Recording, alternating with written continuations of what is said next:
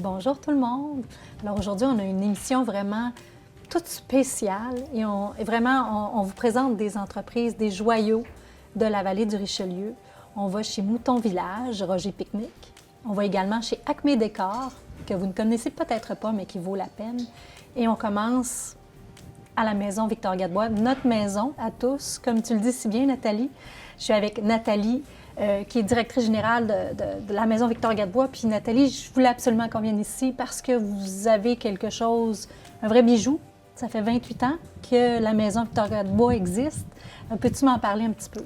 Oui, bien d'abord, merci à toutes vous autres d'être ici avec nous et puis de nous donner la chance de faire connaître la maison. Comme tu disais, là, la maison va avoir 30 ans le 24 janvier. 30 imagine. ans? OK, mon Dieu, oui, c'est vrai. 30 ans, le 24 janvier. Puis, on a commencé tout petit, c'était un élan du cœur de la communauté pour prendre soin des gens qui étaient en fin de vie, qui vivaient avec un cancer. Mais tu sais, en 30 ans, la maison, elle a beaucoup grandi. Puis maintenant, bien, on va s'occuper des gens qui vivent avec un cancer, mais à partir du moment où ils ont le diagnostic d'une maladie qui ne pourra pas être guérie. Fait qu'il y a des gens là, qui vont vivre avec nous pendant plusieurs mois, voire quelques années, à travers différents de nos services. Ils n'habitent pas avec nous à la maison, mais on a plein de services pour en prendre soin. Oui, parce que vous avez, c'est ça, vous avez développé des soins de jour, hein? C'est ça, une aile vous avez littéralement construit une nouvelle aile à la maison il y a quelques années, puis vous accueillez ces gens-là, justement. Oui. Tu vois, palliatif, là, ça fait peur, hein? Parce que tout de suite, dans la tête, là, ça résonne fin de vie. Mais si tu regardes dans l'étymologie, le mot latin, ça vient de palliare, puis ça veut dire couvrir d'un manteau. Fait que je sais pas si toi, dans ta tête, tu l'as l'imagination de quand tu accompagnes quelqu'un qui est chez toi puis que tu veux, à son départ, lui l'aider à mettre son manteau. Tu vas te placer derrière lui, puis tu vas le soutenir le temps qu'il passe ses bras dans les manches, puis tu vas aller déposer le manteau sur ses épaules. Puis à ce moment-là, tu vas être comme à côté de lui. Mais c'est ça, les soins palliatifs. Dans le fond, c'est d'être derrière quelqu'un, puis avec toute sa douceur, son amour, ses connaissances, le soutenir pour arriver à côté de lui, puis de partager cette expérience-là d'intensité. C'est sûr que pour beaucoup de gens, là, les soins palliatifs, c'est triste, hein, parce que ça nous fait prendre conscience qu'il va y avoir un terme à notre vie. Mais dans le vécu de ce qui se passe ici à la maison, là, ben oui, parfois on pleure, mais on rit plus souvent. La maison est pleine de vie. Oui. Les gens ont de l'appréhension à venir au centre de jour. Le centre de jour, c'est un lieu communautaire où les gens vont se rencontrer, les gens qui vivent avec un problème de santé qui est le cancer, puis leurs proches. Et ils vont venir vivre une journée par semaine avec nous. Puis là, ils vont avoir plein de soutien, plein de soins. On a des bénévoles qui sont là, on a des infirmières, ils ont des soins de massothérapie, d'acupuncture, d'ostéopathie, d'hypnose. Ah oui. Ils font de l'art, des créations, on a de la zoothérapie, la musicothérapie, des groupes pour échanger si on en a envie. Mais surtout de se retrouver ensemble, des gens qui vivent une expérience semblable. Puis, ce qu'on souhaite, nous, là, c'est d'être capable de les aider à être confortables dans leur corps, dans leur cœur, pour que tout ce qu'ils ont de vivant puisse s'exprimer librement. Ça fait que quand ils arrivent ici, bien, ils vivent dans un rythme qui ressemble à leur rythme normal, parce que des fois, quand on est malade, notre rythme est un petit peu ralenti.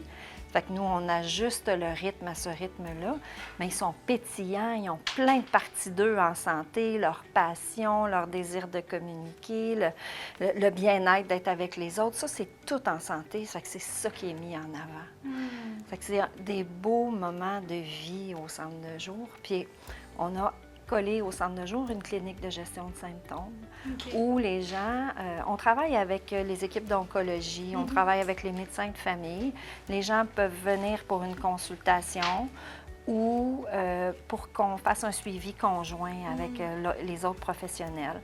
Parce que nos médecins, nos infirmiers, infirmières sont des spécialistes, hein, sont vraiment habiles pour aller aider au contrôle là, des symptômes. Puis on n'a pas juste des approches de médecine moderne, on a toutes sortes de médecines, d'approches intégratives de santé, l'aromathérapie, des choses comme ça qui vont aider beaucoup les gens à se sentir beaucoup mieux, beaucoup plus vivants. Oui, c'est ça qu'il faut retenir. Oui. C'est ici, quand on entre, c'est une ode à la vie également. Puis c'est ce qu'on ressent. Puis je voulais tellement que les gens vous découvrent, puis te découvrent toi, parce que tu portes cette maison-là à bout de bras, mais avec plein de bénévoles, avec une équipe formidable. Puis tu dis aussi avec la communauté. Puis j'aimerais ça si on pouvait aller dehors, voir ton sapin, parce que c'est ça que ça représente. Oui, la communauté, je vais vous montrer quelque chose de magnifique.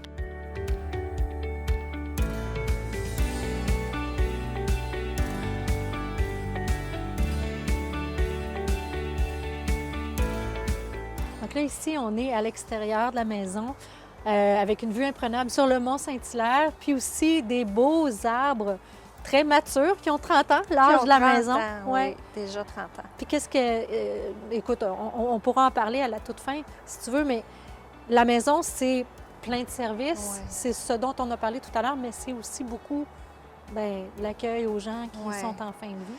Oui, on est devant la porte parce que pour chacun des services à la maison, on a réservé une porte pour que chaque personne ait l'impression d'entrer dans un univers qui appartient juste à lui. Fait que les gens qui viennent au centre de jour, ils n'ont pas nécessairement contact avec les gens qui vivent la fin de leur vie avec nous. Ça leur permet d'apprivoiser ça doucement. Puis on a fait un programme aussi pour les proches aidants parce qu'ils viennent au centre de jour, mais on a fait un programme spécifique pour eux, qui soient des enfants. Savais-tu qu'au Québec, là, il y a 235 000 jeunes de moins de 24 ans qui sont des proches aidants? Puis il n'y a pas beaucoup de services pour les soutenir. Ça fait que nous, on a mis en place des services pour les enfants, pour les adolescents, puis pour les adultes qui sont des proches aidants.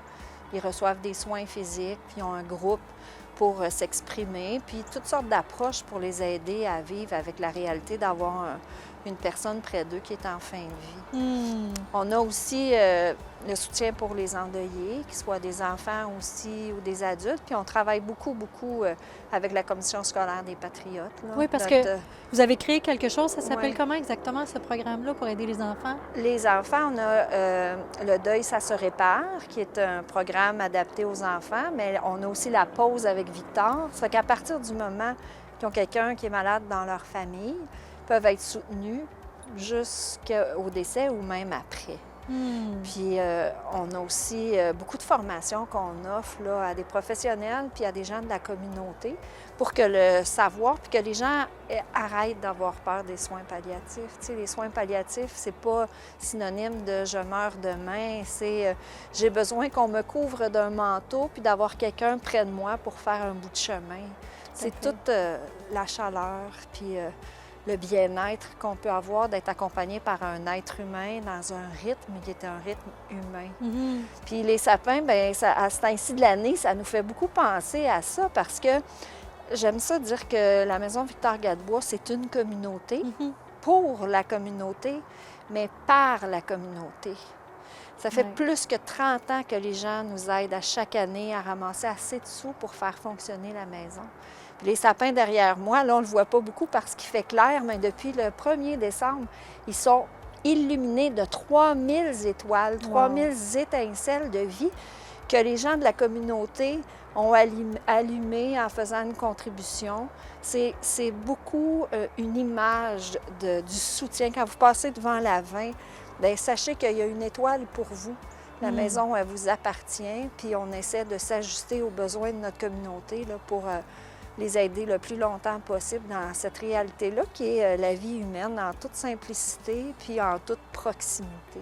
Mais tu dirais-tu, Nathalie, que, pour clore là-dessus, que ta plus grande fierté, c'est ça, c'est de sentir que la communauté vous supporte et que vous supportez la communauté? C'est quoi, selon toi? Bien, la plus grande fierté qu'on a à la Maison Victor-Gadebois, c'est l'étincelle de vie que vous nous offrez, puis qu'on peut vous offrir. Dans le fond, c'est une étincelle de vie partagée, jour après jour, depuis plus de 30 ans. Sans la grande générosité de la communauté, là, jamais on y serait arrivé.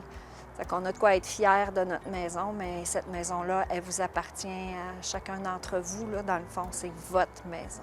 Mais Nathalie, je tiens à te remercier au nom de la communauté, parce que toi, ça va faire 30 ans que tu es là. Hein, comme tu disais tantôt, en janvier prochain. Fait que merci beaucoup. Ça m'a fait plaisir, plaisir. Puis C'est un environnement plein de vie. La vie est Oui. précieuse, fait qu'hésitez pas à venir visiter, à nous appeler. N'hésitez pas, c'est une maison qui vous appartient puis qui met ce qu'il y a de plus beau dans l'être humain Oui. en avant-plan. Tout à fait. Merci. Merci, Julie.